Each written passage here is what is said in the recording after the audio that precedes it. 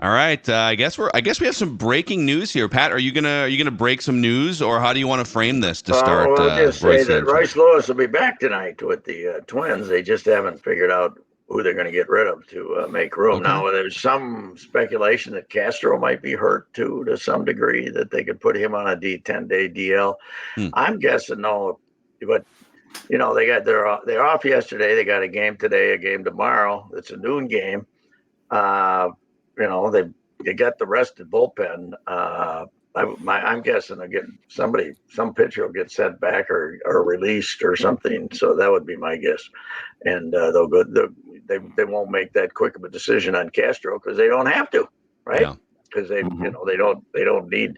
You're gonna have to pitch pretty rotten to blow out your bullpen when you got 2 games in 4 days, right? But it is the Tigers, which who can. Anything. But Keuchel, we were talking a minute here. There's what would be the end game in keeping Keuchel? What would be the end game? You've seen it.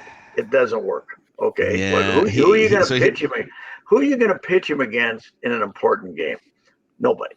You can't. he has a lot. 0 strikeouts, right? Yes. Zero strikeouts. Yes. That's a problem. Yeah, he hasn't, and not even. I don't think he's come close to one, and he pretty much admits it. And he's also 3-2 on the ballpark because he's trying to get guys to chase that slop. And good guy, tried to come back. Good luck, but you've seen enough that it's not going to work. I mean, he was tearing them up in AAA, but what's the bottom line here? You're never going to pitch him when this is not 2022. You aren't that desperate with your starting pitchers, right?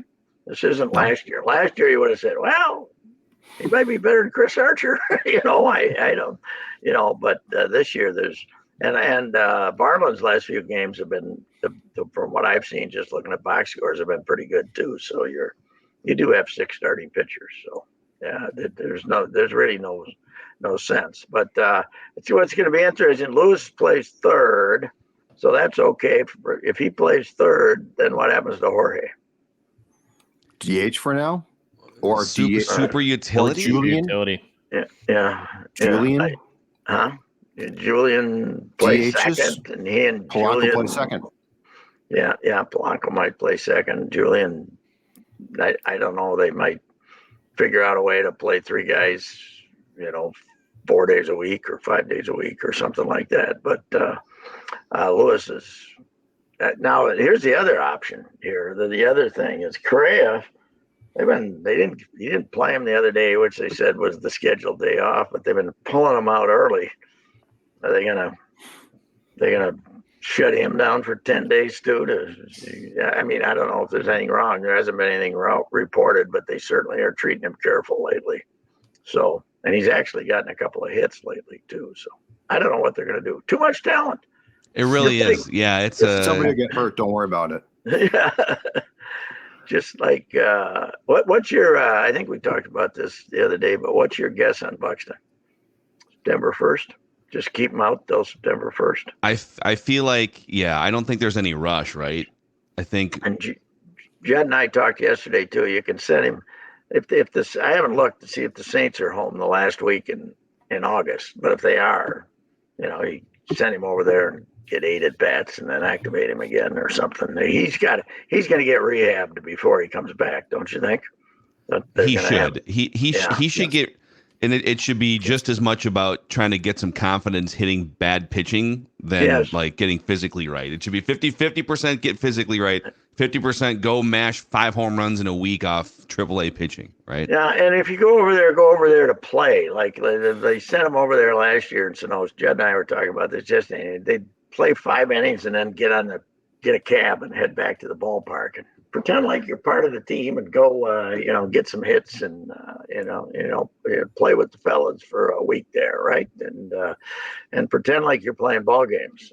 I would think that would be a better idea than just get a few swings. But Tony O's whole deal with him, I said this 6 weeks ago. Tony O went down, sought him out, and said, "You have to face live pitching. You can't spend all your time back here on the machine because what's screwed up with you is your timing. So you need to, even when you're taking BP, it's got to be against live pitching. It's not going to be 98 mile an hour fastball, but it's something like that. So if you go to St. Paul, you're going to be facing live pitching, So, So is he saying when you're a DH, but between at bats to keep warm, that instead of facing a pitching machine, he should face an actual assistant coach or something? Not during games, but when he's taking his BP, he doesn't go out on the field and take BP more than he was, half of them only take batting practice off the pitching machine. They never go out and take BP on the field. And he was saying you got to get here at 2:00 in the afternoon and have somebody throw to you for, 50 pitches. Why don't they, pitches. Pat? I don't know. It's just, I think that's the way they're trained now, right? I mean, you just, you face machines and, you spring training. Now they take it in spring training. It's compulsory, but those cages down there in spring training, the last times I was down there anyway, are just constantly busy with guys they take more swings in the cages than they do, off live pitching. So same reason I don't hit the driving range before when I go tee off. I just go straight to hole one. There's no point to get practice swings in. Let's just go straight to hole one. Well, I will say from years of experience as a bad golfer, what happens on the range never gets to the first. Never. That is the longest 70 yards in sports. The 70 yards from the driving range to the first tee. It's longer than the marathon, the 26 mile. What happens in those 80 yards is unbelievable. And then, of course, you get the mulligan for the bad first one. So then most people play with the mulligan, right? And that doesn't help either. The next one might be worse. So, now when you get your mulligans, Declan, the first tee, do you take the best of the two, or do you have to take the second? You have to take the second one. I thought maybe. I think there used to be rules discussions. If we're going to cheat here, are we at least going to have to take the second one and not the first one? I luckily just play ready golf, Pat. So there's 2 balls in the pocket, and whatever ball is better hit, I'm playing that ball. Mm-hmm. Yeah, there's the breakfast ball too, right? Which is it's like the first shot of the round mulligan where you can just declare a breakfast ball. That was we're just getting. I never termed it a breakfast ball, but just the old mulligan was what we used. But I didn't play many rounds without the mulligan being eligible. But I think we mostly played. If you hit a semi good one, you couldn't hit another one. You had to take it, or you had to play where the second one went. So you dubbed it off to the right, and then you had to play the second. If you decided to play a second one, you had to play the second one. That was our bow to the ethics of golf. Yeah. You're going to cheat, but not fully. So this is the solution for Byron Buxton and Joey Gallo. Yeah. If you swing and miss at 3 pitches, you can.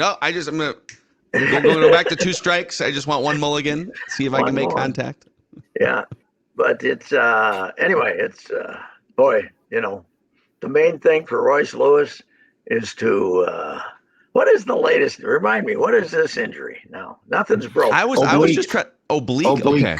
Oblique. Straight in Baltimore. That's bad. He's got to. He's just got to. He got to play. He's got to be available now. He can't just be another twin. It's really a quandary when you look ahead, though. You watch Michael Taylor play center field, and he doesn't hit. He hits a home run once in a while, but damn, he's a good center fielder. He's he's probably as good as Buxton would be playing now, right? And not as good as Buxton was at his greatest. But the guy is fantastic. So.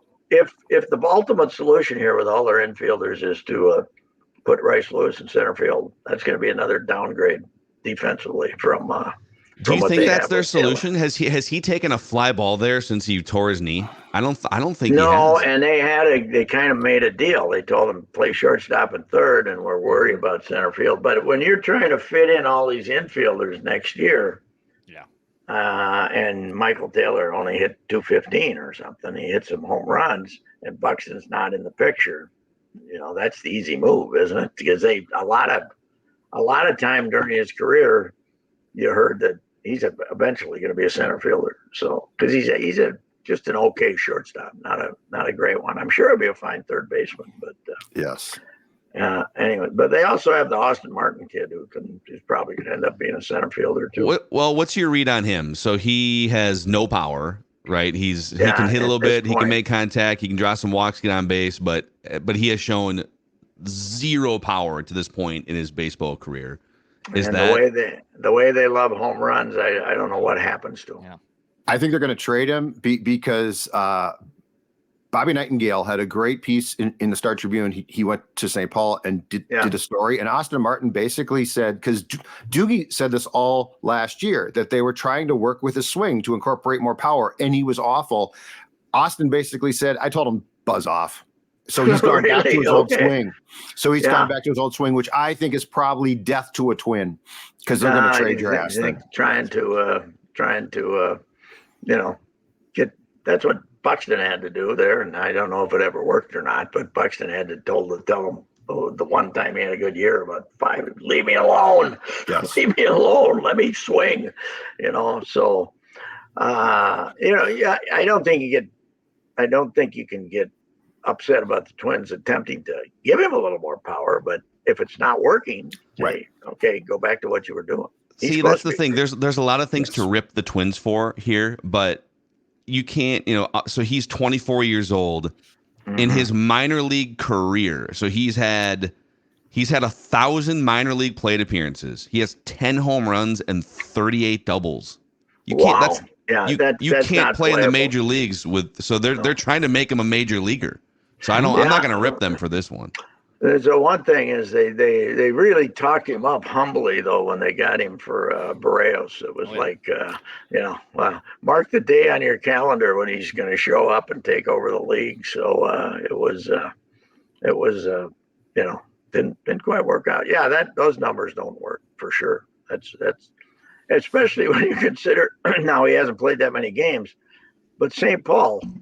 You got to add 40% to any power production you see over there, because that is a bad box. I asked someone about him when I was there last week too, Pat, and they said great on base guy, okay fielder, but he has zero pop, and if he wants to play in the majors, he's going to have to swing for the fences or get. Well, he's 24 now, and they got all kinds of infielders. So I think the ship is he'll end up. You know what? The A's will take him.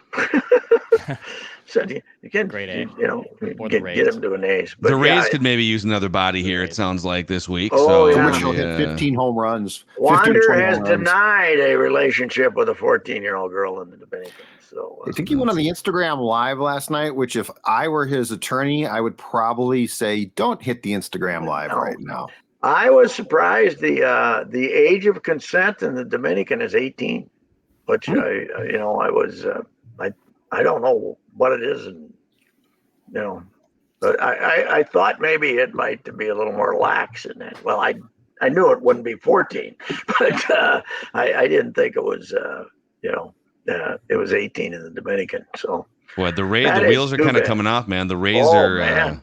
They were the best team in the history of man for 2.5 months, and now the Orioles are running away from them. Even though the Oriole owners are nitwits who don't like the general manager is really good, and they're good.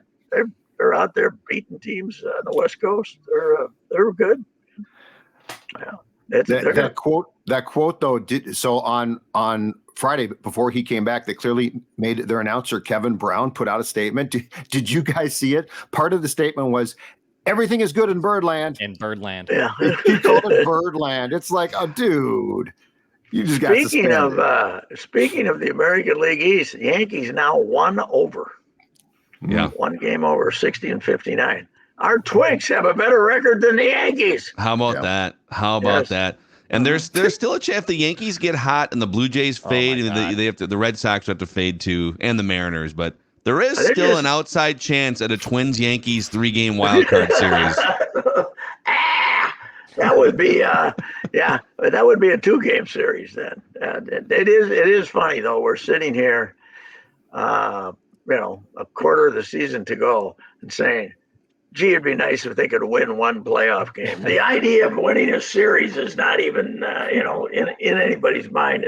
Wouldn't it be great if they could, Pablo could win us, if Pablo wins the opener of a series, we can declare the season a raging success no matter what happens, right? Another extension for Rocco, extensions for Falvey, Levine. If they don't, though, we're going to get to 20 games, boys. We're going to be at 20. Okay, 20. It's got a nice ring to it. Got to admit. In addition to historically impossible, it's mathematically impossible in the game of baseball. It's mathematic. This isn't like Ohio State playing the Gophers in football and winning, however many in a row. I don't know what it is now. I don't think it's anywhere near 20, but it's not like dominating somebody that you play. No, it's baseball. Yeah, it's mathematically impossible to do what they've done already. That's the funny thing. Like, there's all these people like, well, I mean, it's the, what do you want them to do? It's the Yankees, are they? Well, okay, the worst teams in baseball. The Royals, the A's have won 33 games so far in the last few months, right? Yeah. The worst garbage franchise in baseball is gonna win about 30 to 40% of their games. Yeah, it's hard not to win 40. Some of them are playing the 300s, but yeah, right. But it's basically always said that you win a third, you lose a third, and what happens is the other third. But these guys, it's statistically incredibly impossible that this has occurred. And it's still kind of, it's like, I feel like it's not, because it's Minnesota, it's the Twins. If this was the Mets or some other bigger market team, this would be hammered every single year by the national media. Well, it's like when you explain it to people that are outside Minnesota, and you say the Twins have lost 18 straight playoff games, and they think, oh, what do you mean? You mean 18? What do you mean? 18 games? No, games. Right. 18 games. 18 yes. Straight games. Yeah, you're recommending, in fact, that if you write something for the local newspaper, like the Twins defeated Philadelphia. So you say the Twins, who have lost 18 straight playoff games, every article defeated Philadelphia. It should be added to the AP style book going forward, Pat. Yes, yeah, that's not a bad idea. That's a pretty good joke that could keep on running for. Why don't you start incorporating that into every Twins column you write? Yeah, the Twins, who have lost in unprecedented 18 straight. I don't really care that much about personal relations with the people that I'm dealing with, but that one might agitate enough people that nobody will talk to me. So we know what? It's their fault. It's on them. Go win a playoff game. This whole show is full of unappreciative Twins fans who don't understand what this ball club is doing. Why don't you just appreciate it, huh? That's what I was told. Just appreciate it, damn it. Yeah, just the other day we heard that. Hey, Bernie, though, I got to tell you, when I did that thing on the Cardinals, it was mostly about the Cardinals. Bernie Miklasz, I talked to Bernie, and to basically badmouth their GM, who's been there 16 years, Mozeliak. Yeah, he won 30 some playoff games his first 8 year postseason games, or was it? It was almost 40, and he's only won 4 postseason games the last 8 years. And I said, Bernie, that's a disgrace. The Cardinals have only won 4 postseason games the last 8 years. Gosh. We in Minnesota feel very sorry for you there. Yes. We'll send our regards. Yeah. Yes. Anyway, that's Sunday. Judd I talked about this yesterday. That'll be they've had some hopping Saturday nights downtown, but you got the Vikings and the Twins both playing night games on Saturday. Why didn't the Twinkies play a 1 o'clock in the afternoon game? They're flexing their power. They want the smoke. They want to go head up with the Vikings preseason. It's the game. Pirates. It's the Pirates, man. They're going to fill Target Field. Okay, here's what I can't get my arms around. Ed Sheeran, that little weenie from England, right? I can't stand the guy. It's the music is. You're out on Ed Sheeran. 72,000 people. What is with us? I will say this, okay? I'm going to defend Taylor Swift for a second because I feel she works at it, man. But here's the thing. It must have been the stage layout. There's no way Ed Sheeran puts more people inside US Bank Stadium than Taylor Swift. Well, so it was Taylor's stage taking up too many seats? He just walks out there. Yeah, well, she was being an athlete and running all over the place, right? This little weenie just goes out there and plays the guitar and sings. He's a 9-hitter. Nauseating music. Huh? Ed Sheeran's the 9-hitter. Who's going? But what's with concerts? 72,000 people are going. Yeah. Who's going what is with concerts this summer in this town? Oh, it's big. Did you go to the Pink concert? Your gal Pink? Pink was there 2 nights, right? She was flying around the whole stadium, upper deck and stuff. That's what she does. The reason I didn't go to Pink was I didn't know she was coming to town because I never checked the schedules. Nathaniel Rateliff was at Surly over the weekend, but it says the Surly Field indicates to me standing. I'm not going. Sorry. On a chair. Yeah.